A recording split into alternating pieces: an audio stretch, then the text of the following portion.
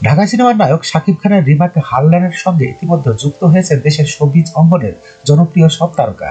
এবার এই অনুষ্ঠানে যুক্ত হলেন জনপ্রিয় সঙ্গীত শিল্পী ও অভিনেতা তাহসান খান। সোমবার 25 নভেম্বর দুপুরে রাজধানীর একটি অভিজাত হোটেলে এক অনড়ম্বর পূর্ণ অনুষ্ঠানে শাকিব খান নিজে উপস্থিত থেকে তাহসানের সঙ্গে চুক্তি স্বাক্ষর করেন। শাকিব খান বলেন, তাহসানের মতো মাল্টি ট্যালেন্ট একজন শিল্পীকে আমাদের সাথে পেয়ে আমরা আনন্দিত। রিমেক হারল্যান্ড বিশ্বাস করে তার মতন গুণী মানুষকে যুক্ত হওয়ার সঙ্গে পথ চলা কোম্পানির সাফল্যকে বৃদ্ধি করবে।